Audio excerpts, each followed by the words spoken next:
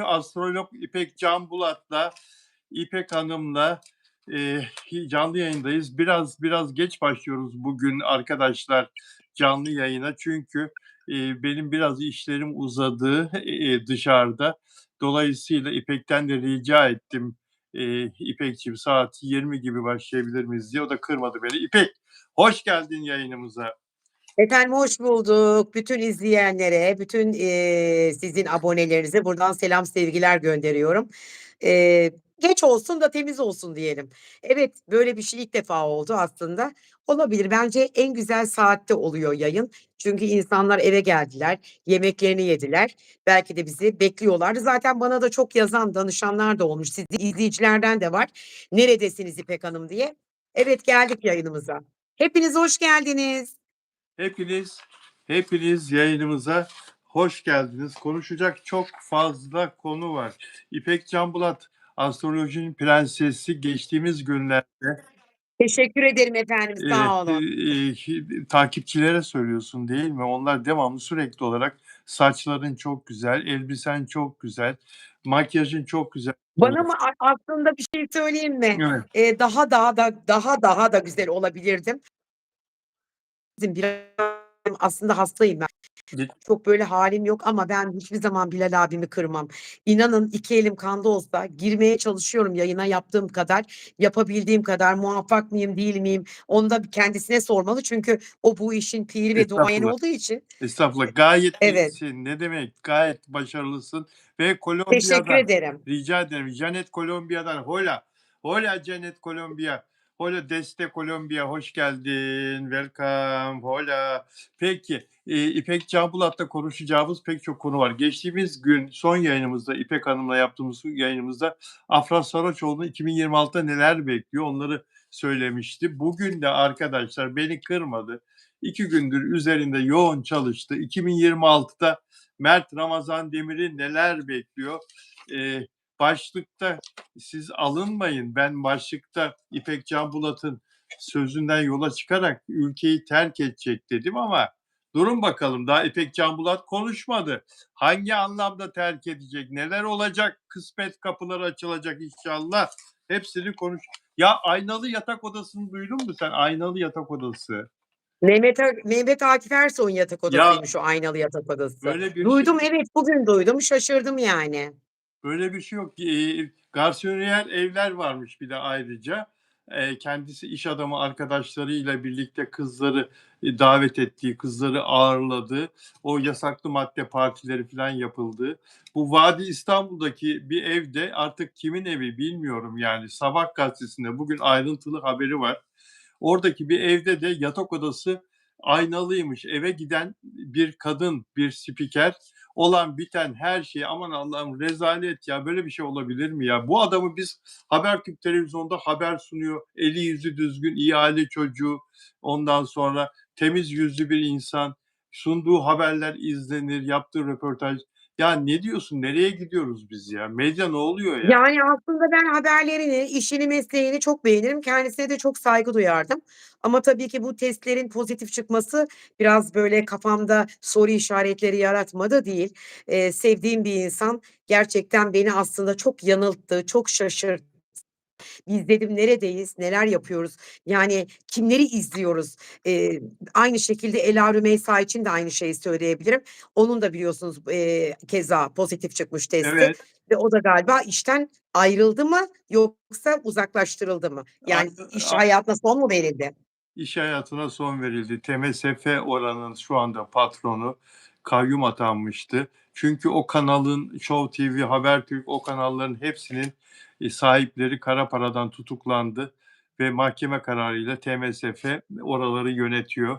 Böyle bir düşünsene ya yasaklı madde kullanan bir spiker ekranda. Hangi söylediğine inanılır ki?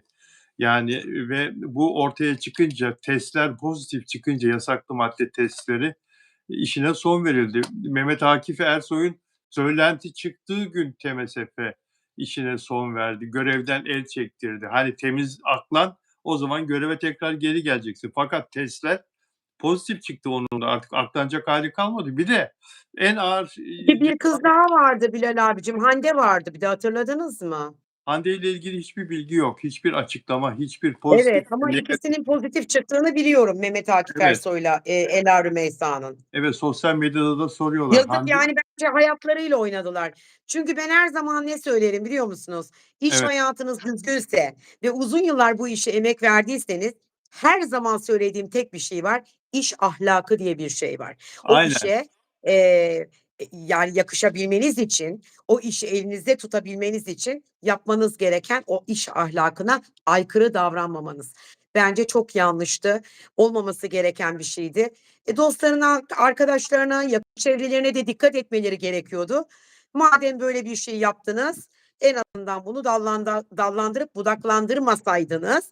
Ama tabii olayın içeriğinde, ben onları, ispiyonlayan da birisi var. Onu da söyleyeyim. Çünkü çok değişik şeyler duydum da şu an burada anlatmak istemiyorum. Şimdi şöyle, bir torbacı, ünlülerin yakın arkadaşı Evet, evet onu kendisine söyleyecektim. Hep kendisine aynı şahıs bütün ünlülere gidiyormuş. evet, Duydum. evet, kendisine fenomen süsü veriyor ama asıl işi yasaklı madde pazarlayarak hayatını idame ettiriyor ve ünlülere çok yaklaşıyor, çok yakın, çok şirin gözüken, neşeli gözüken öyle bir vardır ya öyle insanlar. Ha ha ha, ho ho ho, herkes de iyi, herkese Zaten, kanka. böyle baronlar da böyle fenomenleri tercih Evet, ederler. evet. Toplumda göz önünde olan. Evet ve bütün ünlülerle de fotoğrafı var adamın. Yani iş yaptığı, yasaklı madde sattığı bütün Evet, ünlülerle samimi olmuş. Onlar da rezil oldu tabii. Ben o ünlülerin yerinde olsam insan içine çıkamam. O yasaklı maddeyle anılan insanla yan yana partilerde filan, alemlerde, ortamlarda, bir arada eğlencelerde filan. İnsanlar o fotoğraflara bakıp kim bilir ne yorumlar yapıyorlar o ünlü sanatçılar hakkında. Yani yok böyle bir şey. yapmazlar mı? Tabii ki yapıyorlar. Ya, böyle bir şey yok yani. Yani iyice böyle, rezillik yani, rezalet. Ya, bu zehir, çocuklarımızı zehirler, çocuklarımızı hayattan koparır. Sizler zaten kopmuşsunuz. Zaten adam, her sene 2 kere burun ameliyatı olan bir ünlü şarkıcı biliyorum ben ya. Niye burun ameliyatı oluyorsun? 12'nciyi oldu adam. Çünkü artık o Allah yasaklı Allah! maddeyi çekmekten burun kemikleri falan erimiş iyice, kıkırdakları erimiş. Artık burnu böyle durmuyor. Yani devamlı ameliyatla bir şeyler yapıyorlar oraya, destek oluyorlar. Ama adam böyle kafası dik dolaşıyor toplumun içinde. Bilal abicim, Allah gençleri, çolukları, çocukları, hepimizin çocuklarını esirgesin böyle kötü insanlardan. Bunlar topluma iyi örnek değil gerçekten. Kötü örnek. Ben artık mesleki hayatlarına falan da saygı duyamadım bu durumdan sonra Yoksa açıkçası. ne kendilerine ne mesleki hayatlarına saygı duyulmaz bu insanların. Bunları toplumdan uzaklaştırmak, itmek lazım ama maalesef bizde böyle insanlar konser üzerine konsere çıkıyorlar. Sürekli iş alıyorlar. Televizyon programlarında bunlara yer veriliyor. Maalesef dizilerde oyuncular, Maalesef. yasaklı maddeyle anılan oyuncular dizilerde iş bulabiliyor. Bulamaması lazım. Toplumdan uzaklaştırılması lazım. Kötü örnek Evet. bunlar. Kötü. Ümran Keleş ve Caner Tuzcu moderatörlerimiz. Merhaba arkadaşlar, selam veremedik size ve dostlarımıza selam veremedik. Biraz böyle apar topar girdik. İpek'in hiçbir kabahati yok. Hata bende. Dışarıda Ay, işte olur mu canım? Ben de dışarıda özür işletiyordu. diliyorum gerçekten. Aslında Estağfurullah. ben de yayını, ne bileyim, yani, devam ettirebilirdim. Keşke söyleseydin. Senin adından açardım yayını. O Sonra da sen gelirdin. olsun. Ben gündüz bu arada 2 tane canlı yayın yaptım üst üste. Bu Güllü konusunda öğlen saatlerinde yaptım. Onları, izleyebilirsiniz Evet ya, bu arkadaşlar. konuya ne diyeceksin Bilal abicim? Baksana yeni yeni bu sefer Tuğberk'i de gözaltına almışlar bugün ve, aynı zamanda, Sultan için çok iyi konuşmuyorlar. Yani anlatıldığı kadar masum olduğunu düşünmüyorum. Yani Tuğberk'in gözaltına alınması, tekrar tekrar sorgulanması bu doğal. Bunun olması gerekir zaten. Ben saygı duyuyorum savcımıza, başsavcımıza ve, diğer savcı arkadaşlara, ve polis müdürlerimize. Elbette ki onlar işlerine çok vakıflar. Ya Tuğberk'i de mesela bırakıyorlar böyle başıboş serbest. Yani ablanı aldık, odur bu işi yapan. Bizim seninle işimiz yok filan gibi bırakıyorlar ama sürekli takip altında, dinleme altında hem ortam dinlemesi hem telefon dinlemesi mutlaka yapılıyor.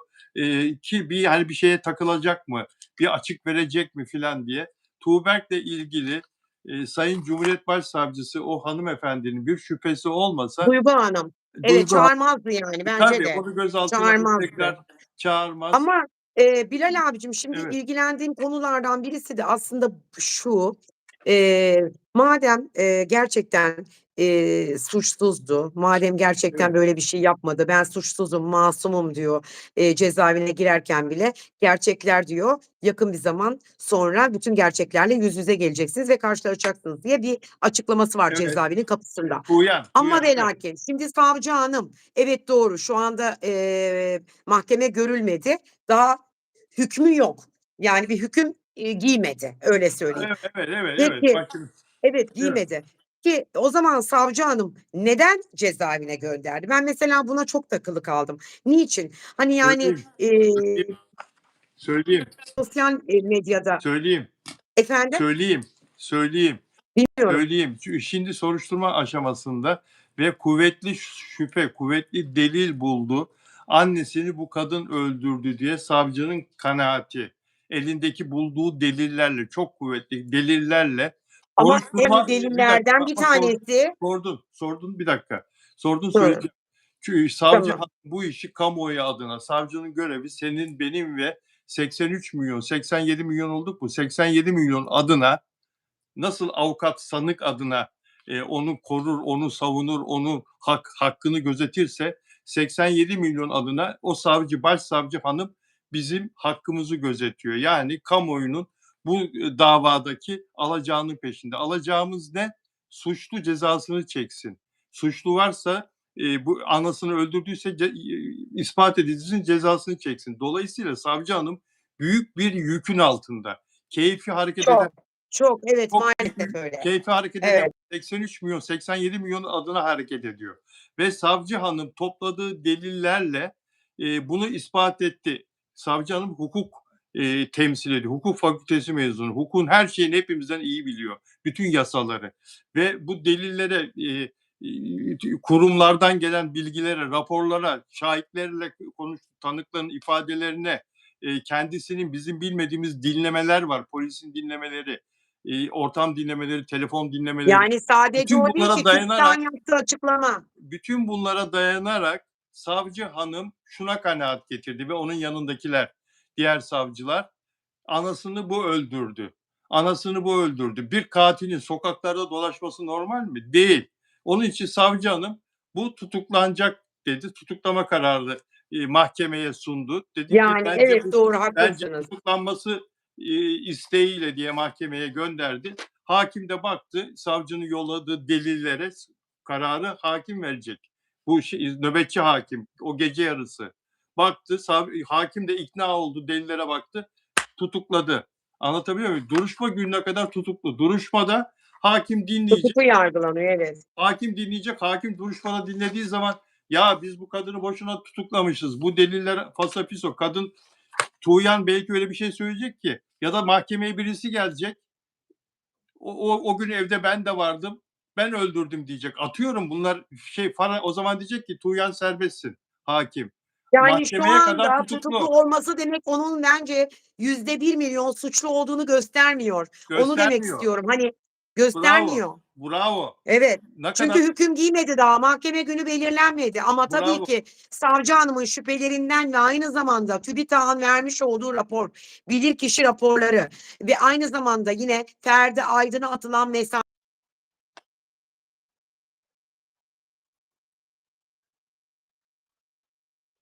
ve ona attığı mesajları bugün mesela, Don kanalında, yani Esra Ezmeci Beyaz TV'de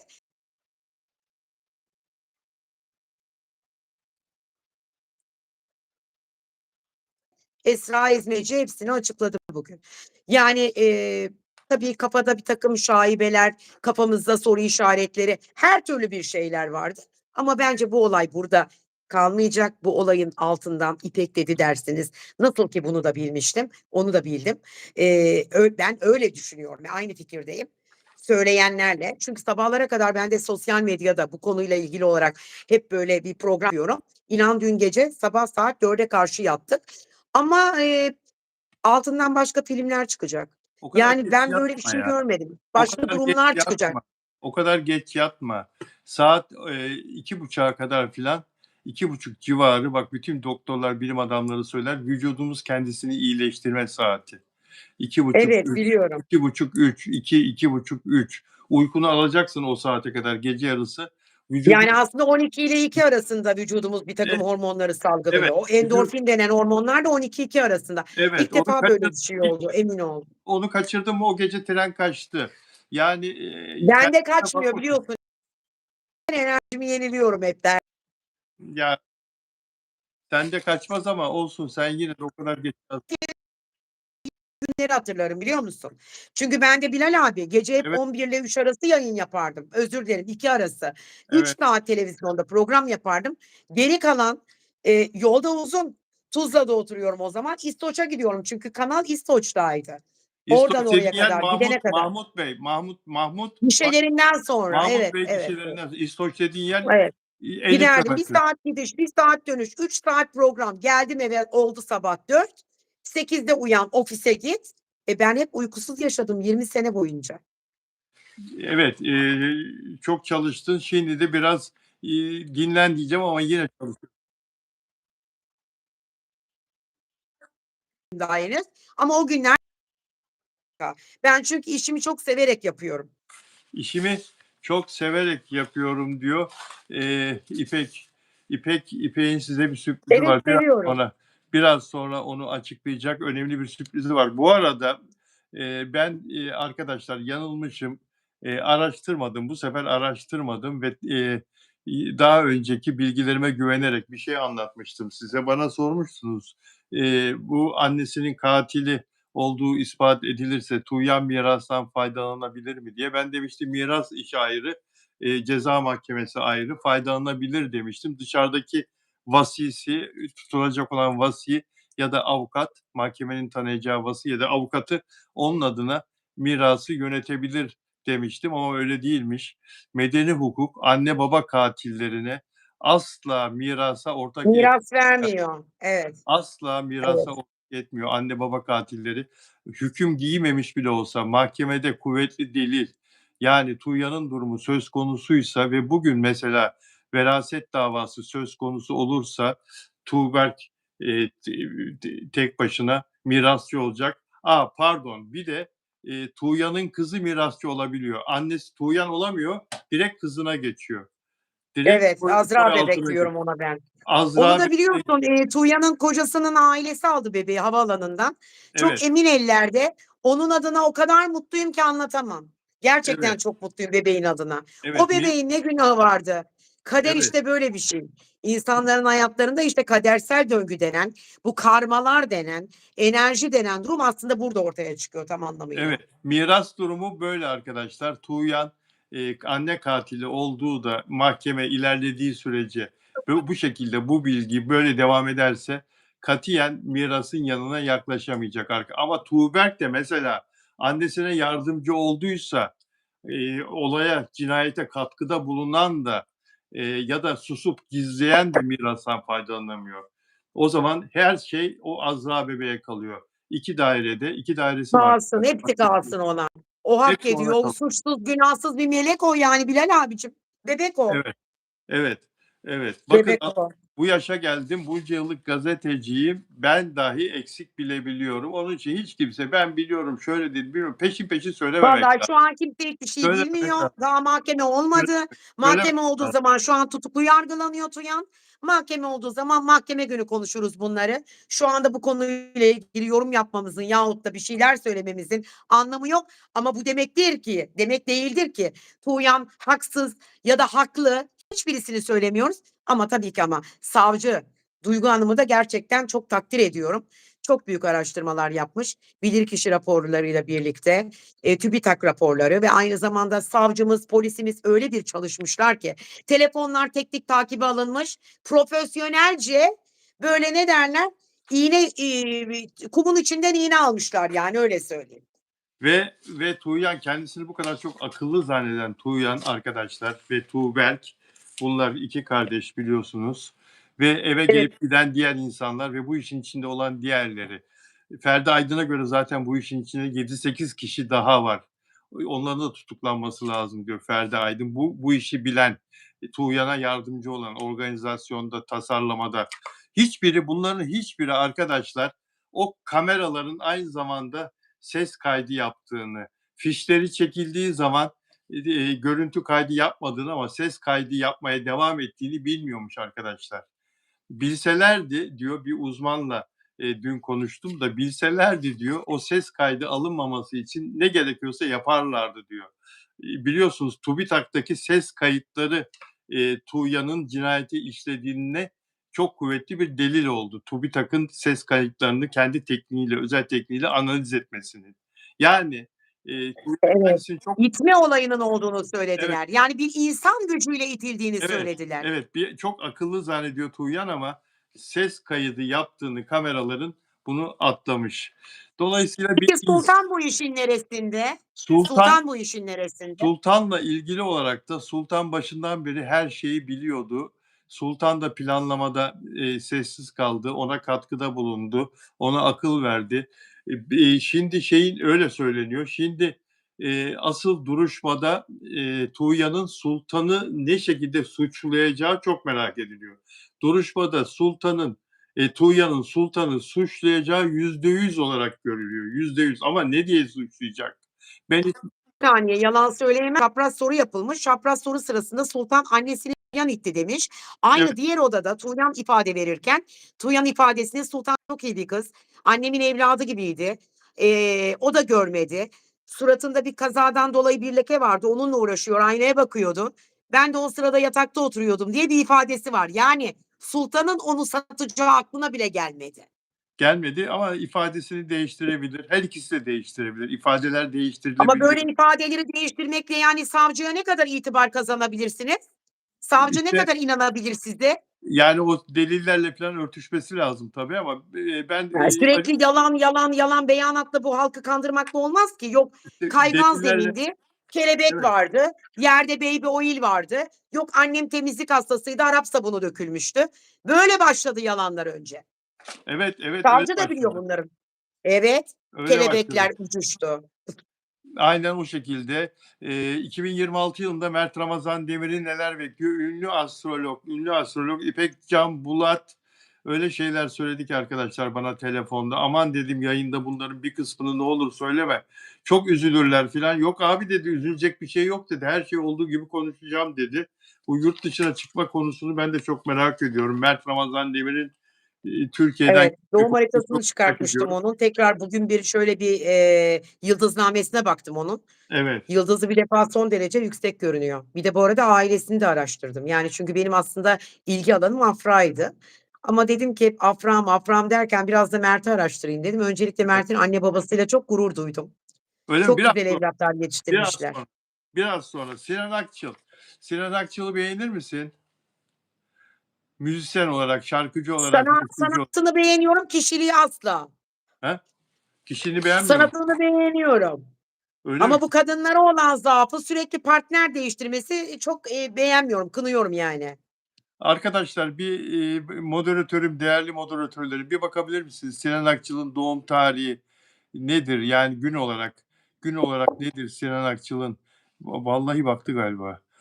Handemin de bakabilir misiniz? 24 Kasım. Hande'ye baktı zaten geçen gün. Sinan Akçıl'a Ona baktım, baktım ben ona. Ümran Keleş, bir Eee, Sinan Akçıl'a bir doğum tarihine baksana. Gün olarak, gün, ay olarak bir baksana, bize bir söylesene. Yani bu Sinan Akçıl, ya besteleri çok güzel, yazdığı şarkı sözleri çok güzel. Onları beğeniyor Sinan musun? Akçıl 20 Mayıs doğumlu Boğa burcu. Yani benimle aynı burçtan. 20 Dolayısıyla biraz evet, evet 20 Mayıs Boğa. ne Çok ne ne özel bir burçtur. 20 evet. Mayıs. Sana senin Yani doğum günün olduğu için özel. Kendine torpil hayır niye değil geçiyorsun? alakası yok Bilal Kendine abi. torpil Kendi yani geçiyorsun. megaloman Benim değilim. için Kendi neler burç söyledin o gün? Benim için neler söyledin? Bilal abicim Evet, bakın niye şimdi öyle bazı Boğa'nın bazı iyi huyları var ama çok da evet. kötü huyları var.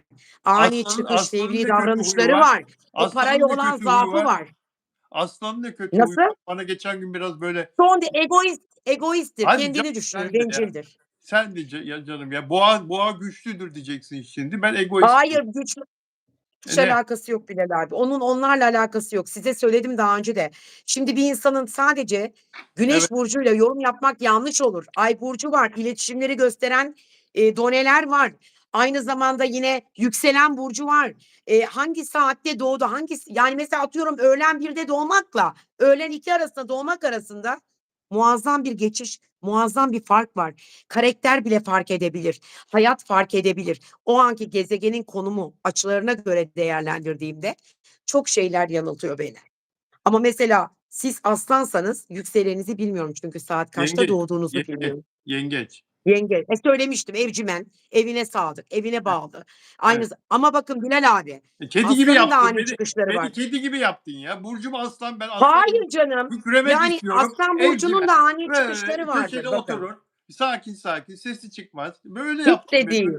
He? Değil, öyle değil. Nasıl? Kedi gibi yaptın Aslan'ı ya. da bakın Dünyada kaç kükrer. kedi var? Bu arada dünyada kaç milyon kedi var? Ne kadar kedi var? Biraz sonra söyleyeceğim. Türkiye'de sayım da yapmışlar. Ne kadar enteresan. Hangi ülkede kaç milyon kedi var? Türkiye'de ne kadar? Türkiye kaçıncı sırada? Kedi severler ekran başına dermişim. Hakikaten öyle. Biraz sonra. Köpek Peki, severim ama. efendim? Köpek Köpek sever. severim ben. Peki, şimdi Sinan Akçıl'a geri dönecek olursak, Sinan Akçıl'ın çapkın olmasından dolayı mı sen sevmiyorsun, rahatsız oluyorsun? Hayır, hayır, hayır. Şimdi, yani, böyle, dejenere olmuş hayatlar var. Boşa geçen hayatlar vardır. Bir insanın bir amacı olmalı. Belli bir yaşa geldikten sonra doğru düzgün bir partner bulup o partneriyle evlenmeyi planlar, hayallerinde bir baba olmayı planlar yahut da, işte, aynı şeyi kadınlar için de söylüyorum ben. Sadece Sinan'ın adına konuşmuyorum. Yakışıklı çocuk, çok bir defa başarılı, besteleri, işte, ne bileyim, eğitimi, akademik kariyeri. Ben ailesinde çok düzgün bir aile çocuğu olduğunu da biliyorum Sinan'ın. Ah, güzel, doğru, doğru, Uzaklardan ortak doğru. dostları bir ailenin çocuğu. Öyle boş bir çocuk değil. Ama Sinan'ı kınadığım tek bir konu var. Sağlıklı ilişkiler içerisinde değil, maceralar peşinde. Hâlâ maceralar peşinde. Yanlış yollarda, bence kendi frekansına uygun yahut kendi eğitimine uygun birisini bulabilir, hayatına sokabilir diye düşünüyorum. Yoksa, eleştirilecek herhangi bir yönü yok. Çok başarılı işinde. Kızları üzülüyor mu? Kızları üzdüğünü mü düşünüyorsun Sinan'ın? Hepsi üzülüyor tabii. Çünkü hayatlarına çok kısa sürede alıyor, çok kısa sürede atıyor. Uzun süreli bir ilişkisini çok görmedim ben onun. Yani, güvenemiyor belki insanlara. Evlendi biliyorsun. Ama Sinan'a nasıl güvenilecek pardon? Yani E, hep kadınlara mı güvenilmiyor? fakat Erkeklere nasıl güvenilecek? fakat Sinan'la beraber olmak çok istiyor kadınlar ya. Yanıyor, İster, tutuşuyor. tipinden dolayı yakışıklı çocuk, sosyal Boy çocuk, boy kültürel poz yönü filan. çok. Ben Eee, çok tabii. çok muhabbetim oldu benim Sinan'la. Çok yan yana geldik filan. Tatlı Boy, çocuk poz, ama. boy, poz, yüzü filan, kaslar filan, yani boy hakikaten iri yarı, öyle, kızların beğenmeyeceği bir tip değil. Karakter olarak da söylediğin gibi çok düzgün insan olarak, yani, o kızlarla, oynamasının dışında, oynuyor diyorsun ya, onun dışında karakter olarak hakikaten çok iyi bir insan. Ya, 4 tane Bilal yabancı abi dilli. ne istediğini bilemiyor. Bakın, daha önce de Burcu Kırat'la ile evliydi o yıllarca. Boşandılar, sonra bir daha tekrardan bir araya gelip tekrar evlendiler. Hatırladınız mı? Bir daha bir araya geldiler. Cumhurbaşkanı. Sonra hayatına nice insanlar girdi ama maalesef muvaffak olamadı. Sinan'ın bir de yurt dışında Avrupalı olmasından dolayı da gurur duyarım. Yani yurt dışında doğup büyümesi, işte oranın kültürünü almış olması, çok iyi bir bestekâr, çok iyi bir söz yazarı olması, iyi bir aile çocuğu olması artıları çok. Ama bunun haricinde tek beğenmediğim noktası bu kadar zampara olması. Evet, Cumhurbaşkanı Bir de Sinan benim için Ateş. özeldir bakın. Sen Beni o Anlar benim için çok özeldir. Bizim Evet, Anadolu biliyorsun. Çok özel bir okuldur. Herkesi de gerçekten almaz. Herkes de giremez zaten. Yüzde puanlarla alıyor. Şimdi de sanıyorum LGS'yle falan giriliyor. Bizim dönemimizde daha da bir zordu. evet. Güzel bir, yani, değişik, bir okul. Tam da oraya uygun bir çocuk. İnşallah bir kere evlilik yaptı ama ben ondan daha güzel şeyler bekliyorum. Ümit ediyorum ki Sinan 43 yaşında olmasına rağmen önümüzdeki 2 sene içerisinde çünkü Boğa burcu olduğu için söylüyorum. Yükselenini bilmiyorum çünkü doğum saatini bilmiyorum ama, çok güzel yerlere maddi açıdan büyük güzellikler yapacak. Kendine, ne bileyim, birtakım yatırımlar yapacak. Tekrar gündeme gelecek. Öyle bir şarkı patlatacak ki hem de bunu çok ünlü birisine verecek ve o şarkıyla birlikte kendisi tekrar ayyuka çıkacak eskisi gibi. Arjantina'dan Hola Yana Ferraro. Bu da yeni bir arkadaş. Böyle çok arkadaş var da burada ismini yeni görüyorum. Yurt dışından Arjantin'den Hola diyelim. Peki Sinan Akçıl biliyorsun evlendi ve Cumhurbaşkanımız nikah şahidiydi. Sonra 9 ay sonra boşandılar. O zaman Cumhurbaşkanımız demiş ki ona Sinan'a, Sinan demiş, Ne demiş? evliliğinize bir şans daha ver. Yeniden demiş nikah tazeleyin, yeniden evlen. Biliyorum, Boşandığın haberim var. Tekrar demiş. yaptılar. Tekrar evlendi ama olmadı. Başarılı. Burcu Kıratlı'yı severim ben. Burcu Tatlı iyidir. kızdır. Annesi babası da benim arkadaşım. İyi Kim insanlar annesi? aile olarak. Efendim? Annesi kim onun? Gül şeyin Kenan Erçetin eşi olmasın bu? evet. Kenan'ın eşi. Gül. A! Tamam, doğru. Şimdi ama babası Kenan değil. Kenan Biliyorum. Gül'ün 2'nci evliliği. ilk Amerika'da yaşıyorlar sanıyorum. evet, Gül'ün ilk Amerika'da yaşıyorlar galiba. Kenan Erçetin Amerika'da yaşıyor. İyi bir magazinciydi eskiden. Kenan her yerde yaşar. Kenan her yerde yaşayabilecek potansiyeli var. Peki Bilal abi çok eski arkadaşımdır benim. evet. Biz de omuz omuza muhabirlik yaptık Kenan'la. Beni de rahmetli Billur tanıştırmıştı. Billur Kalkavan. Bildur Kalkavan benim de arkadaşımdı. Tabii canım. Allah rahmet eylesin. Suadiye'de evine gitmiştik. Çok tatlı adamdır. Severim. Rahmet andı Billur'da. Allah rahmet eylesin. Çok iyi insandı. Nur içinde yattı. Dünyada ne Çok. kadar kedi var. Bilim insanları Bağdat araştırma Caddesi'ndeki bütün kedileri beslerdi. beslerdi. Bak insanlar neler takıyorlar kafalarına. Bak dünyada ne kadar kedi var. Bilim insanları araştırma yapmış. Dünyada 600 milyon ile 1 milyar arasında kedi yaşadığı öngörülüyor. Buna Aman Allah'ım. sokak kedileri, evlerdeki kediler ve ormanlardaki yabani kediler dahil. Yabani kediler dahil. En çok kedi yaşayan ülkeleri sayıyorum. Bak dinle. Amerika Birleşik Devletleri 74 milyon. Çin 53 milyon. Rusya 23 milyon. Küsuratları var ama başına ağrımasın. Tek tek saymışlar. Hayır, başım hiç ağrımaz. Söyleyebilirsin. Almanya 15,2 milyon. Fransa 14,9 milyon kedi yaşıyor. Brezilya'da 13 milyon. İngiltere'de 12,2. İtalya'da 10,5 milyon, Hindistan'da 10 milyon, Japonya'da 9 milyon, Türkiye 24. sırada kedi sayısı bakımından. Türkiye'de 2,4 milyon kedi var. Senin evde kedin var mı? Hayır, ben köpekçiyim diyorum ya, ben kedi yani sevmiyorum değil. Bana biraz tuhaf geliyor kediler. Yani köpekler daha zeki geliyor. Ben akıllı köpek hastasıyım. Benim köpeklerim eğitimlidir. Çift lisan bilirler. Her şeyi yemezler. İnanılmaz eğitimliler.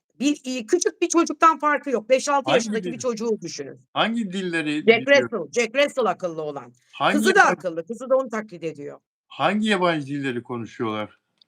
İngilizce biliyor. Tabii, Çok zaman zaman da ona Fransızca da söylüyorum. Yani öyle. komutları biliyorlar. Söyle İtalyanca da anlar o. İngilizce Yok canım. ha? Anlamaz mı? Tarçın'a öğret bence sen İtalyancayı. Bilal abicim. Tarçın'la Türkçe olarak 300 saydım geçen sene. Üşenmedim. 300'e yakın kelimeyi anlıyor kerata. Gerçekten mi diyorsunuz? Vallahi çok akıllı. Çok zeki oluyor bunlar ya. Müthiş ya.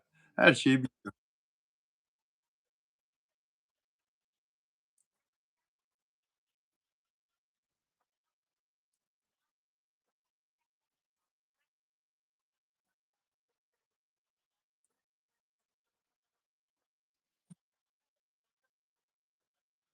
Senin köpeğin de çok tatlı ya. Gördüm. Geçen gün gösterdim. Uçağın içine kabine bindiriyor musun yoksa aşağısına mı altına mı valizlerin olduğu yere mi bindiriyorsun giderken Kıbrıs'a? Hayır, ben asla köpeğimi hiçbir zaman valizin orada. O yüzden de kilo aldırmamaya çalışıyorum. Çünkü Türk Hava Yolları maalesef 700 gramın, 800 gramın hesabını yapıp köpekleri aşağıda bagajların olduğu yerde götürüyor. Buna asla izin vermem. Sırf onları buraya getirebilmek için 1500 kilometreyi Kıbrıs'tan arabayla geldim getirdim onları, biliyor musun? Yapma ya. Evet, uçakla getirmedim. Mersin'den geldiler. Feribot zaten saatler sürdü, Kıbrıs'tan Mersin. Mersin'den de buraya. Kilometre benim için onlar çok değerli. Ben onlara normal doğum bile yaptırmadım. Sezaryenle doğum yaptırdım. Yavruları zarar görüp ölmesin diye. Tabii. O feribotlar eskiden çok kötüydü. Yine aynı mı yoksa düzeldi mi? Hayır. Artık deniz otobüsü Kaç gücü niteliğinde. Taşucu Tabii, çok feribotu. hızlı gidiyor Taşucu'ndan 3 saatte gidiyor. 3 saat, 5 saat öyle oldu yani. Ya 3 saat 5 saat az değil ya. Yine çok ya. Çok yakın Ama çünkü. eskisi gibi öyle midemiz bulanıp da ne bileyim Ha, elimizde poşetlerle gezmiyoruz yani. Lüks yani tabii. Ha, istiyorum. Konforlu, eskiden konforlu şimdiki gemiler. eskiden 8-10 saat sürüyormuş. Ben hiç geçmedim de anlatıyorlar. Ben Arabada bin öğrenciliğimde gitmiştim bir kere, bin pişman oldum gittiğime. Bin pişman oldum. arabada Yerlerde insanlar istifra ediyorlar. O denli kötüydü yani. arabada binebiliyor mu? Feribot mu yoksa sadece deniz otobüsü mü? Kıbrıs'a taş ucundan giden deniz Valla 40 tane araba alıyor. En alt katı var böyle. Orta katı var, bir üst katı var. Bana demez mi? En alt katına gireceksiniz dedi. Klostrofobi var. Suyun üstünde olduğumu hissettim. Yok ben giremeyeceğim üzgünüm dedim ama yapılacak bir şey yok. Arkamda böyle konvoy gibi araba vardı. Ben orada indim yukarıya çıktım. Ondan sonra eşim içeriye soktu arabayı. Anladım.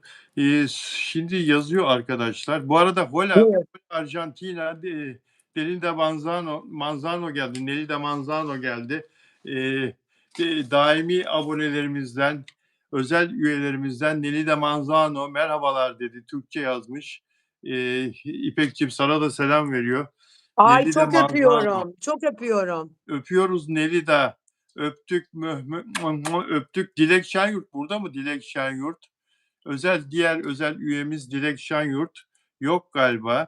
Caner Tuzcu özel abonemiz ve aynı zamanda Cemal'cim öpüyorum seni. Canım moderatörümüz Cemaliyem benim. Zehra, moderatörümüz Küçükyalı'dan Zehra. Bak benim de var böyle, dostlarım, Zehra, ahbaplarım. Zehra Küçükyalın neresindensin Zehra? Samiye Yüksel burada mı? Samiye Yüksel. Dilek yok dedi. Kıbrıs'tan da Ümran. arkadaşlarım var. Bak herkes bizi izliyor ve takip ediyor. Çünkü Del, merak ediyorlar. Delfina Dimasio burada mı? Delfina Dimasio Güney Amerika Şili ülkesinden abonemiz. Yok galiba. Peki biz biraz bugün geç açtık yayını arkadaşlar. Ondan dolayı e, ondan dolayı biraz da kopukluk oldu. Kusura bakmayın. Evet. E, Yo yine aynı, şeyde izleyici ve takipçide çok fazla düşüş yok ki yine aynı rakamlar. yine aynı rakamlar. Peki Evet. Afra Saraçoğlu bir röportaj yaptı. Afra Saraçoğlu ile iki kız arkadaşı röportaj yaptılar YouTube'da. Orada mesela Afra Saraçoğlu'na bir soru sordular. Vücudunun bir yerini değiştirecek olsan ne yapardın diye. Ne Ne yapardın? dedi? Vücudunun bir yerini değiştir. Bir şey değiştirmezdim. Benim dövmem bile yok dedi vücudumda. Dövmem her yer annesinden nasıl dünyaya geldiyse doğal, doğal nasıl doğduysa, nasıl annesi onu dünyaya nasıl getirdiyse hiçbir yerinde estetik yok, hiçbir şey yok ve yaptırmaya da niyeti yok. Yani bu kadar insanlar estetikle uğraşırken, estetik yaptırırken orasına burasına, hele ünlüler dünya, hele oyuncular. Afra'nın böyle estetikten uzak durmak istemesine ne diyorsun? Afra'nın estetikten uzak durmasına ben, aynı biraz onu Hülya Avşar'a benzetiyorum özelliklerini. Çünkü onlar gerçekten Afra da öyle doğuştan çok güzel, süper bir cilt. Zaten gençliği var, renkli böyle değişik bir Avrupâi bir yapısı var. Ben Afra'yı çok beğeniyorum. Doğal güzel. Yani doğal güzel insanlar hiçbir zaman yapaylık sevmezler. Yok dudağımı şişirteyim, yok efendim yüzümü gerdireyim, yok işte, göğüslerime silikon yaptırayım, yok işte popoma yaptırayım, ne bileyim karnımı gerdireyim, liposuction yaptırayım gibi istekleri olmaz. Çünkü onlar zaten doğal olarak güzel oldukları için. Ama ileride tabii ki bu fikri değişebilir mi bilemem. Çünkü ani sarkmalar olabiliyor bazen. Bu arada estetiğe hiç karşı değilim. Eğer bir insan beğenmediği yerlerini gerçekten kendinde bir takım arazlar yaratıyorsa ya da kendisini rahatsız ediyorsa bunları onarttırabilir diye düşünüyorum. Ama şu an o kadar genç, o kadar doğal, Afra o kadar güzel ki. Ne estetiği Allah aşkınıza. Böyle bir şeye ihtiyacı yok ki Afra'nın. Böyle bir şeye ihtiyacı yok diyorsun. Yok. Yani Hayır. sen mesela bir yerlerine estetik yaptırmak istesen Kaan Bey danışır mısın? İzin verir mi yoksa yaptırma mı der? Yo hiçbir zaman hiçbir zaman hiçbir eşime, ben 2'nci evliliğim benim. Hiçbir zaman hiçbir erkeğe ben sormam. Çünkü ben bu estetikleri bir erkek için ya da hayatımdaki insan için yaptırmadım. Bu tamamen kendimle alakalı, kendimle özdeşleşmem ve aynı zamanda kendime olan saygımdan dolayı yaptırdım. Mesela eskiden gerçekten, çok aşırı kiloluydum. Tüp mide ameliyatı oldum. Bunu gururla söylüyorum. Çünkü neden? Çoğu insan bunu saklıyor. Saklanacak bir şey değil. Evet, çok, aşırı kilo verdim. 75-80 kilo kadar. Ne oldu? Vücutta bir, deformasyon oldu. Sarkma oldu. Dolayısıyla bu sarkmadan dolayı da sarkan yerlerimi toplattırdım. Bunda ne var yani? Bu gayet normal bir şey. Öyle mi gezseydim? Hem yani gittiğim yerlerde denize giremezdim. Bacaklar sarkmış, kollar sarkmış. Ya, suratımda gerçi yine sarkıklık var. Yaptırmadım çünkü, doktor bey daha çok erken dedi. Bu sene yaptıracaktım ama maalesef gerek duymadı. 1-2 sene daha beklemen lazım. Yer çekiminden dolayı tekrar yaptırdığın eski hâline 4-5 sene sonra döner dedi. Çünkü bunlar çok para isteyen şeyler Bilal abi. Çok maliyetli Maddiyatı şey. yüksek yani. Tabii, Peki, çok yüksek maliyetli maddiyatlı şeyler. Peki Ama estetiğe karşı değilim. Eğer sizi rahatsız eden bir şeyler varsa vücudunuzda yaptırabilirsiniz. Eğer maddi açıdan da, hani, doygunsanız ya da sizi rahatsız etmeyecek nitelikteyse.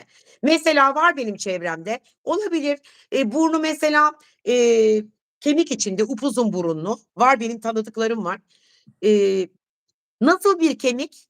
Aslında çok güzel, genç, yüz güzel ama bir burun gerçekten diyorlar ki, işte, buruna estetik yaptırmak günahtır. Ya, ben şahsen, teknoloji bu kadar ilerlemişken, bu kadar tıp ilerlemişken öyle bir burunla, bilmiyorum ben, yani, etrafta artık öyle bir burunlu da kalmadı. Çünkü herkes estetik oluyor burundan. Görüyorum yani. herkes estetik ve kadınlar hep birbirlerine benziyorlar ya. Bayılıyorlar o Ama böyle öyle de ondan elmacık bahsetmiyorum.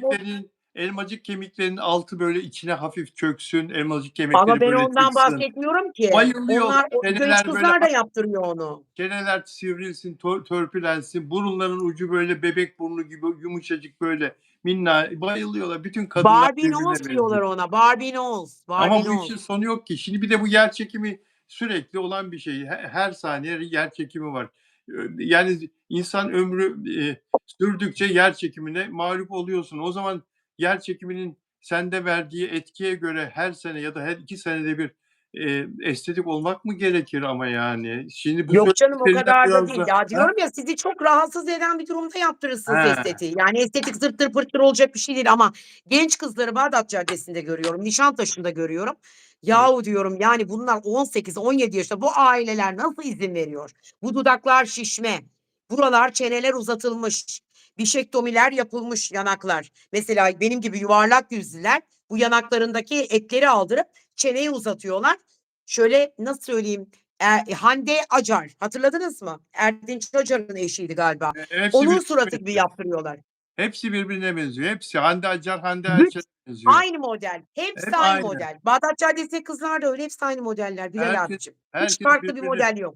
herkes birbirine benziyor ama Afra Saraçoğlu estetik yaptırmayan mesela nasıl fark ediyor? Onlardan nasıl ayrışıyor? Nasıl ayrışıyor? Bu arada Hande Erçel'in bacaklarını da hiç beğenmiyorum ben. Neden söyledim Ne bilmiyorum. Ben bu dilimi tutamıyorum ya. Geçen neden? Ne oldu? Niye söyledin bunu? Hakikaten hiç söylemezsin böyle hanımlar için böyle şeyler. geçen bir fotoğrafını gördüm. Dikkat ettim. Allah Allah dedim ya. Hani bunun yüzüne bakıyoruz biz. Başka hiçbir yerine bakmıyoruz bu kızın demek ki dedim ya. Bu bacaklar böyle yani böyle şey gibi, böyle çubuk gibi. Ya çok zayıf olduğu için mi öyle gözüküyor? Ondan sonra havalimanında bir Şeyin de videosunu öyle, gördüm. Süreyya Yalçın'ın da öyle. Az önce ben de Süreyya Instagram'da Yalçın. geziyorum. Süreyya Yalçın'ı hiç söyleme bana. Hiç söyleme bana. Onun da Olmaz öyle böyle bir şey. bacakları. 2 Olmaz böyle tane bir şey. kibrit çöpü. 40 kilo mu 50 kilo mu ne ya? Böyle bir şey 50 kilo olsa neyse. Evet, evet, 40 kilo maalesef çok zayıf. Ya, şimdi, 38 kilo mu ne? biraz Böyle bir şey. bacak dediğin de hafif böyle dolgun olmalı, yağlı olmalı. Yani 2 Bak tane tahta gibi şeyin, bu bilmiyorum, zevk bunları meselesi. bunları ben söylemiyorum. Ben söylesem Hande Erçel'in fanları bana kızarlar. Adama bak gözü nerede filan. Şimdi anlattın ya, tasvip ettin ya. Yağlı olmalı, dolgun olmalı, kadın olmalı filan. Ben böyle şeyler Evet, söylemiyorum. öyle olmalı. Sen Evet, öyle söylüyorsun. Şimdi Bu Ama söylediğine kim Bilal bunu abi bakın Latin kadınlarına bakın, Brezilya'daki kadınlara bakın. İnce belli, popolar dışarıya çıkık, düzgün fizikler. Yani kadın denen şey bu olmalı. Kadın denen kupkuru tahta gibi, değnek gibi iki tane bacak olacak iş değil bu. Bu ben zevk kendimi meselesi ama yani o zaman bir ben kadınlıktan çıkıyor bu.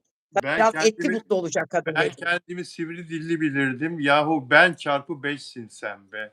Hatta ben 5 değil 10'sun. Neler söyledin şu kadar kısa süre içinde ya. Gömdüm bütün Öyle herkes yani, yaptı. öyle yani. Bütün Onlar bir çıtı pıtı. marifet zannediyorlar o çöp bacaklarla piyasaya çıkmayı.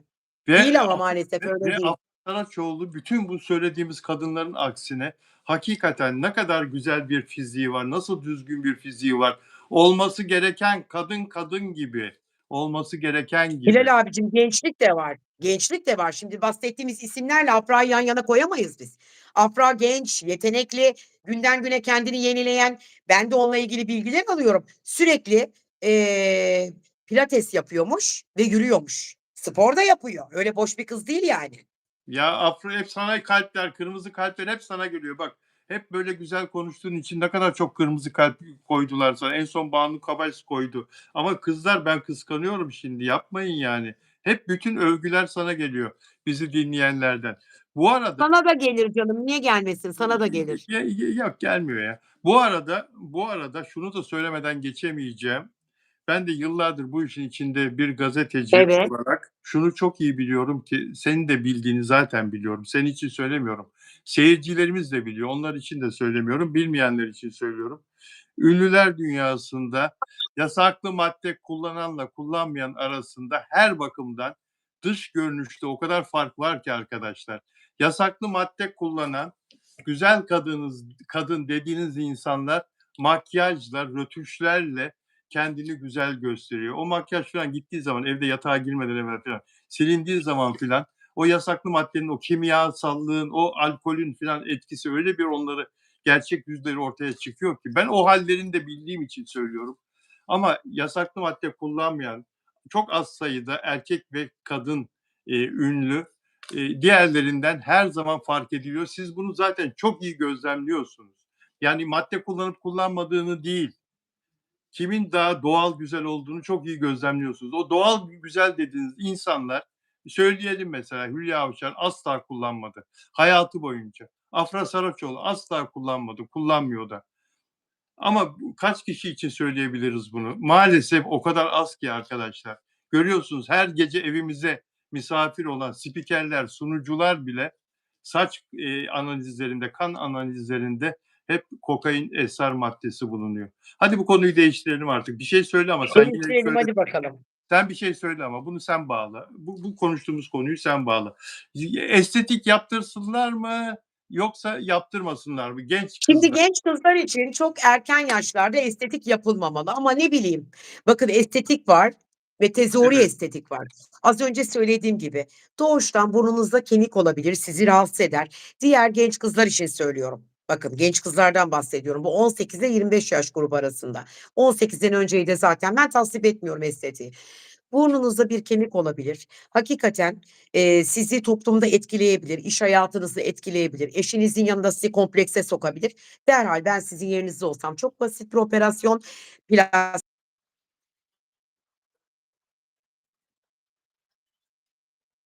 bunu yaptırabilirsiniz. Zor bir şey değil. Ama lerine karşıyım.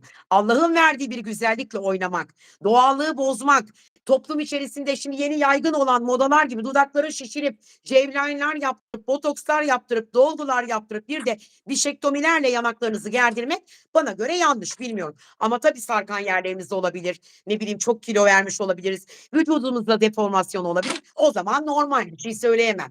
O yüzden bence doğallıktan yana bir insanım ben. Eee Afra için söylemiyorum ama doğuştan zaten çok güzel. Yani şu an için Afra'nın estetiğe ihtiyacı yok ki. Kim sormuş bu soruyu ona? Şaşırdım açıkçası. Çok doğru söylüyorsun. Peki, şimdi dün akşam Uzakşehir dizisi vardı. Taşacak bu denize yetişmeye çalışıyor. Taşacak bu deniz geldi Evet. geçti, geldi geçti reytinglerde onu. Dün akşam dizinin finaline doğru 15-20 dakika kala bitmesine bunlar bir motele gittiler karı koca. Cihan'la Alya. karı koca ama, birbirlerine hala böyle yaklaşamıyorlar. Tam anlamıyla yaklaşır gibi oluyorlar. 10 dakika onların böyle dudaklarının birbirine yaklaşmasını seyrettik. Bir türlü o dudaklar birbirine değmedi dün akşam. Seyirciyi böyle bekletiyorlar. Reyting yükselsin, reyting tavan yapsın da taşacak bu denizi yakalayalım. İnan bana 10 dakika dudaklar böyle yakın burunlarını, dudaklarını görüyoruz. Altta müziği ver coşkuyu. Sence neden oldu? Milleti heyecanlandırıyorlar. Çakılı kalsın insanlar ekran başında. Öpüştüler, öpüşecekler. Öpüştüler, bu kadar da değil. Sonra kafaları kıyak, şarap içtiler. Otel odasında şarap vardı. Şarapları içtiler. Ben dedi duşa gireceğim dedi Alya. Ben duşa girme, kendimi açılmamla filan. Abi şeyle duşa girdi elbiseyle. Sonra şeyi de çağırdı. Cihan'ı da çağırdı. Cihan da üzerinde gömlek, altında kumaş pantolon. O da onun peşinden duşa girdi. Üzerlerine su böyle duşa girilir mi ya? Böyle duşa üzerlerine su dökülüyor. Orada öpüşecekler güya. Yaklaşıyorlar. Bir 6-7 dakikada öyle seyrettik. Hani reyting yükselsin diye. Şebnem de diyor ki beraber seyrediyoruz. Bilal Bey diyor. Şebnem bana hep bey diye hitap eder. Allah ondan razı olsun. Eksik. Öyle mi? Allah Ben Allah. hiç istemedim. Çok Ben hiç enteresan. istemedim öyle bir şey. Kendimi Osmanlı paşası zannediyorum.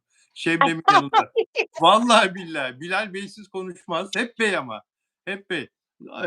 Ondan sonra Bilal Bey diyor niye böyle yapıyorlar biliyor musun? Niye dedim. Bilerek yapıyor bunu dedi. Kanal dedi yönetmen. Reyting Neden? tutmak için. Şebnem de gazeteci o da biliyor. Reytingi yüksek tutmak için. Seyirci çakılı Hı hı. kalsın. Biz Hı de hı. kalkamıyoruz. Biz de kalkıp oturuyoruz. Duşta ne olacak acaba? Çıkaracaklar mı gömlekleri falan? Hani ben sıkıldım soyunacağım yani duşta böyle üzerlerine su dök. Abicim bir baktık yine yakalayamamışlar taşacak bu denizi. Ertesi sabah reytingler geliyor ya.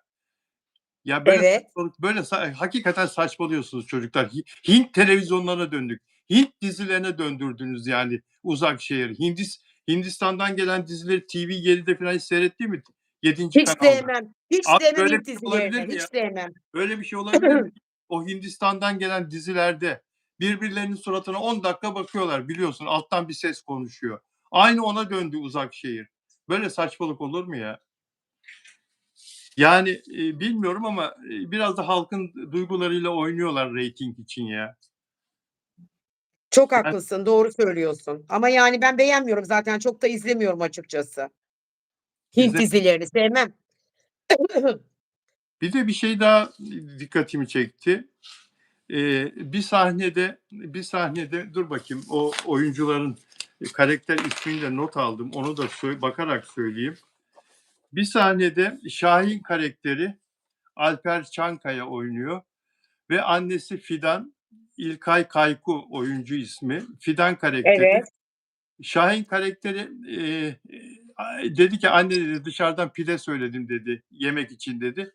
Pideler geldi İpek. Pideler geldi. Pideyi getiren kişiye para ödeyecek. Kredi kartını çıkardı. O adam da post cihazını çıkardı. Kartını yaklaştırırken neyi göreyim? Bankanın logosu bu kadar. Televizyonda, ekranda, önümüzde. Bankanın logosu hani post cihazını görüyoruz. ay anladım bak, ay çok Bu kadar. enteresan bu olay. Böyle bankanın logosu. O sırada ekranda yani işbirliği yazar, sponsor bir şey yazar. Hiçbir şey yazmıyor. Ay Yani inanılır gibi değil. Reklam mı almışlar yani yoksa reklamı kendi mi yapıyor? Ben anlamadım. Bir reklam alınmış yani galiba.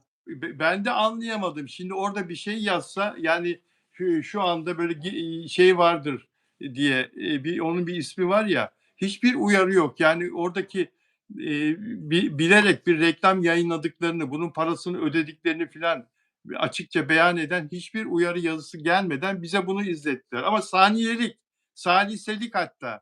Logoyu böyle gördük. Hangi banka olduğunu da söyleyeyim. Garanti Bankası'nın böyle logosunu gördük. BBVA Allah yazıyor. Allah. BBVA yazıyor. Garanti bilmem ne ya. Şaşırdım kaldım ya. Yani bunu bize niye izletiyorsunuz ki? Reklam bölümünde izletin. Tamam Reklamlar reklam yazar. yapıyor işte. Belki de reklam almışlardır bankadan. O da olabilir. Çünkü çok izlenilen dizilerde ve dizilerin aralarında görüyorum değişik şeyleri, reklamları ben. Ama uyarı geliyor. O zaman biliyorsun ki Ama çok izlenilen bir dizi de değil ha, ben söyleyeyim. Çok izlenilen dizi değil. Çok beğeni almadı yani. yani taşacak bu deniz geçti onu. Geçti onu. Canım benim. Evet, geçti. Çok merak ediyor izleyenler. Ben de çok merak Evet, ediyorum. Mert'i mi soracaksın? Mert Ramazan Demir 2026 yılı neler bekliyor? Ne olur anlat bize. Hemen söyleyeyim.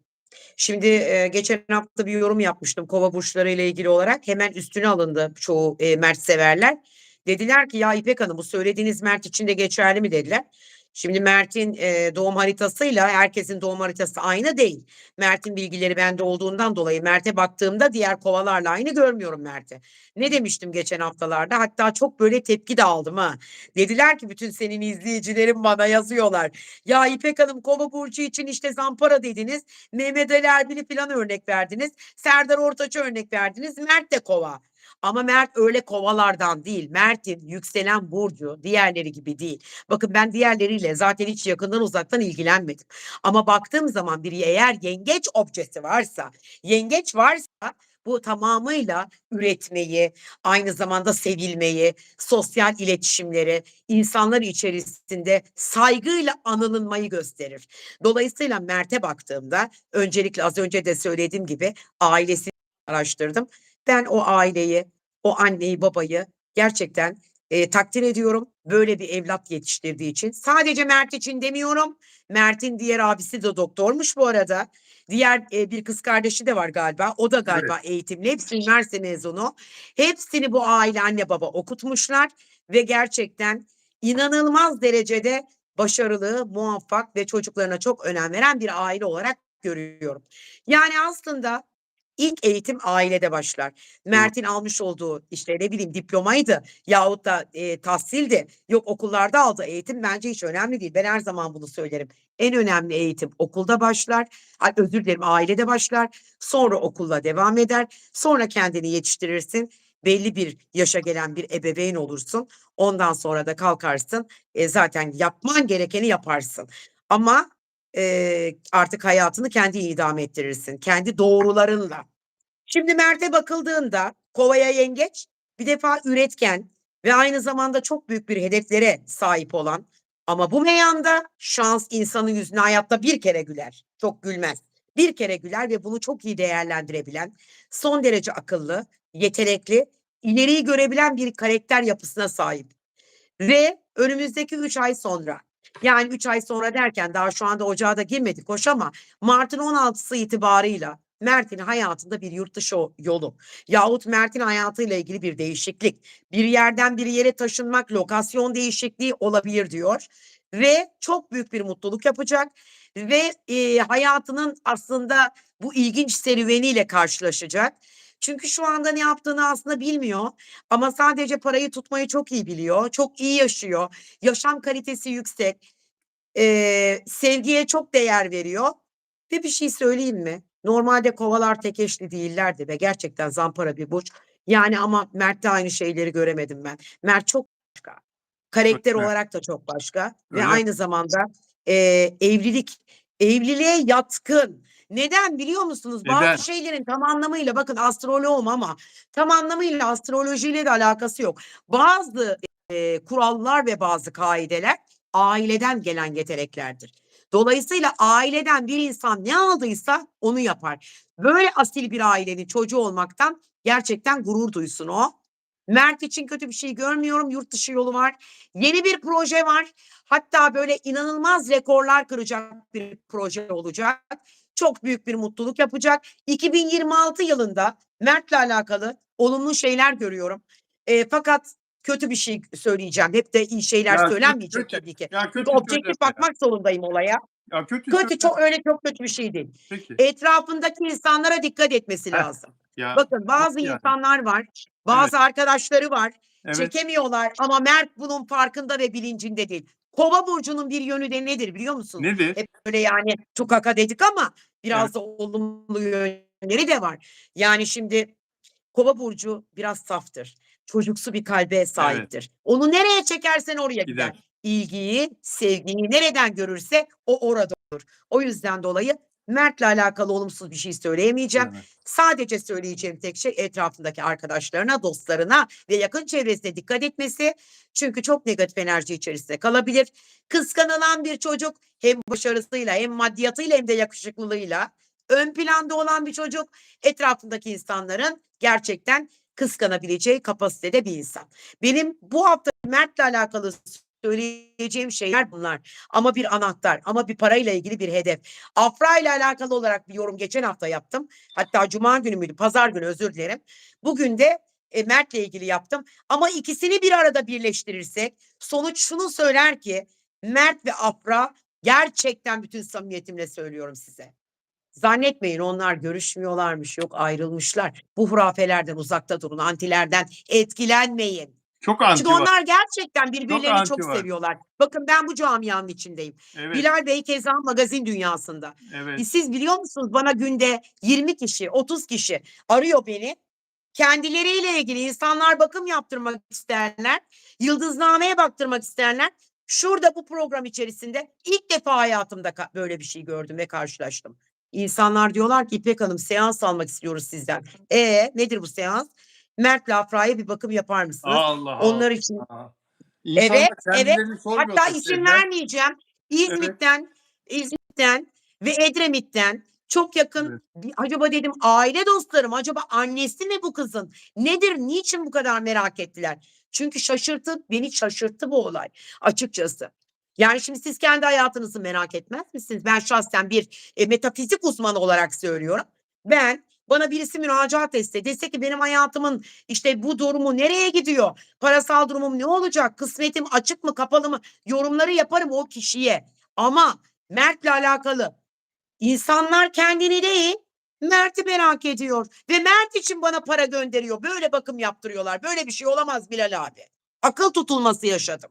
Çok seviyorlar. Afra'yı ve Mert'i çok seviyorlar. İpek çok seviyorlar. Evlatları gibi, kardeşleri gibi seviyorlar insanlar.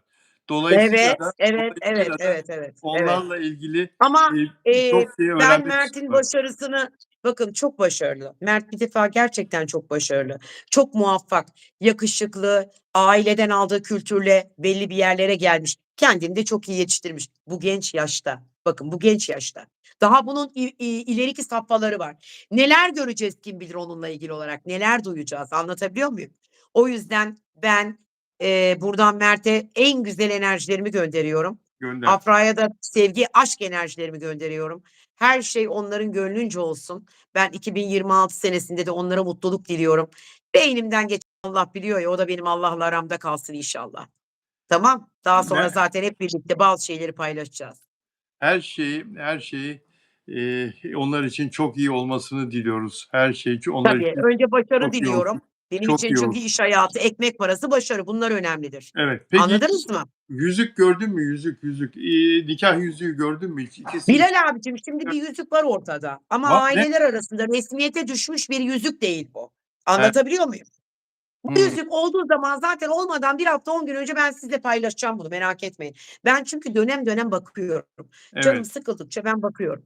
Yani en azından bir kart çekiyorum, bakıyorum. Bir tarotlarına bakıyorum. Bir yıldıznamelerine bakıyorum. Bir yorum yapıyorum onlarla ilgili.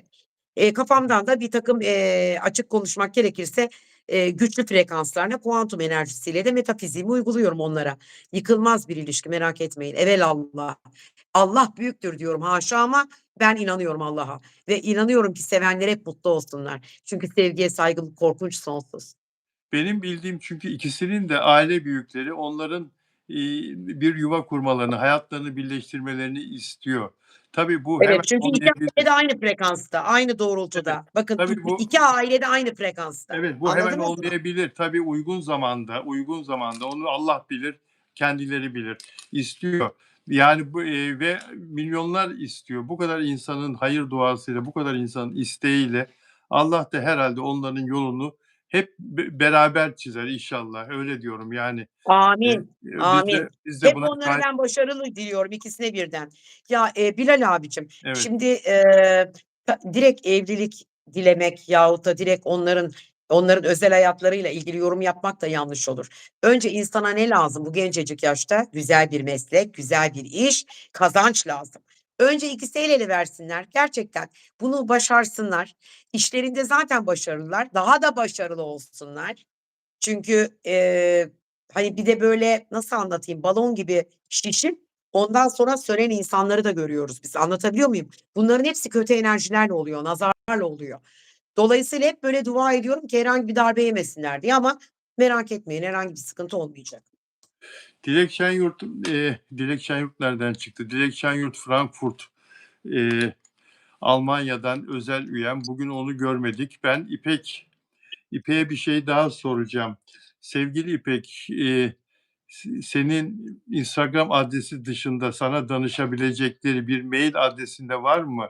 Bizi takip edenlere verebileceğin ya da yok Evet, evet, benim mail Instagram'da adresim var tabii ki. Aslında, bugün Caner yok mu burada yayında? Caner buradaydı sanırım. Ben bundan sonra ne yapayım? Yayın başlamadan önce Caner bana Instagram'dan yazsın. Ben Caner'e böyle söylemeyeyim. Caner'e, adresimi vereyim. Zaten o yayın sırasında alttan yazsın. Hiç buna Tamam. gerek kalmasın yani. Benim Ama adresim İpek Astro, Instagram adresim. İpek Ünlü Koç. Yani İpek Astro da diyebilirsiniz. ipek1970@gmail.com'da mail adresim. Yani mail adresim. Buradan da bana ulaşmak zor değil. Yani çünkü 20 senelik ben de televizyoncuyum.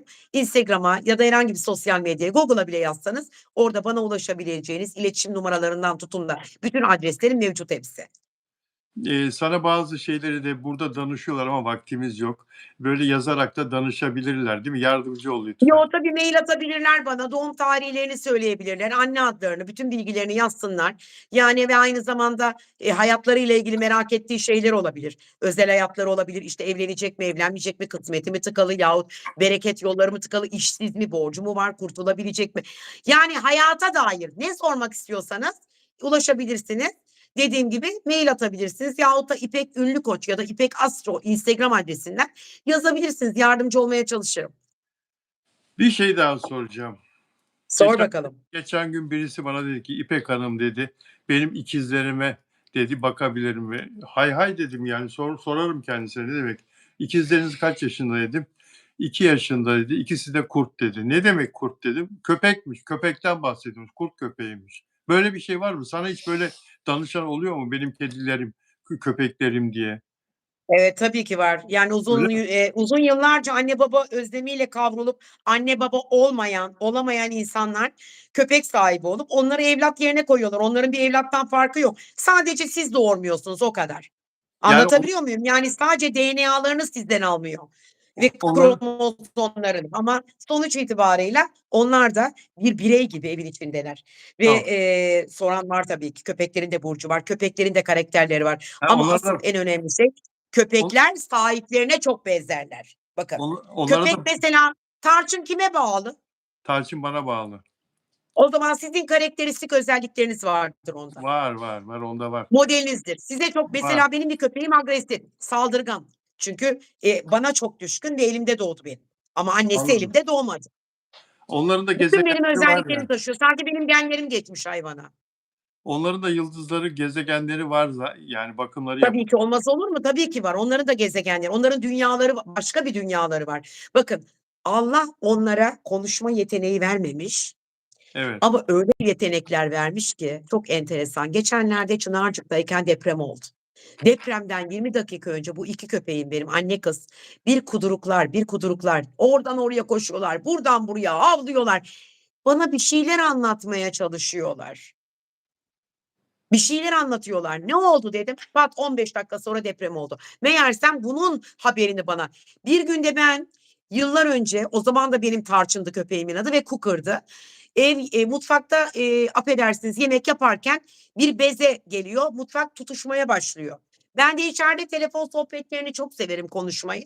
Telefonu elimde lak lak yapıyorum bir arkadaşımla. Can havliyle içeriye koştu mutfağa. İnanır mısınız? Ve alt katta oluyor bu olay. Alt kattan üst kata koşuyor. Bana bir şeyler anlatıyor. Yani "Yangın çıktı, gel Yangın buraya." diyor. çıktı gel. Eteklerimden tutuyor, beni götürmeye çalışıyor oraya. Ya Bunlar Allah tarafından özel canlılar. Allah'ın sessiz kulları. Gerçekten canım. yalan değil. Onun için işte bunlara bakın, bir kap mama, bir kap su kapılarınızın önüne koyun. Hava o kadar soğuk ki çok Ya üzülüyorum. ya Elimden geldiği ya. kadar destek olmaya çalışıyorum. Sizler de olabilirsiniz. Çok teşekkür ediyorum sevgili Ben İp teşekkür ediyorum Bilal abicim. canım. Çok Görüşmek üzere mersi. inşallah. En kısa zamanda tekrar İnşallah. görüşmek üzere. Evet, Sağ buradan ol. izleyenlere de selam, sevgiler gönderiyorum. Hepinizi çok öpüyorum. Hakkınızı helal edin, bizi dinlediniz. Kaç dakika? 45 dakika oldu mu? Yo, 1 saat Yok, olmuş. 1 1 saat saat, 9 1 dakika saat. olmuş. Evet. Evet. Bugün ne? Salı. Cuma günü görüşmek üzere. Hepiniz hoşça kalın, esenlikle kalın. İyi akşamlar İyi diliyorum. akşamlar. Dostlar çok teşekkür ederiz bizi izlediğiniz için. Biraz geç kaldık bugün, kusura bakmayın. Hepinizi çok seviyoruz. Sevgiler, saygılar.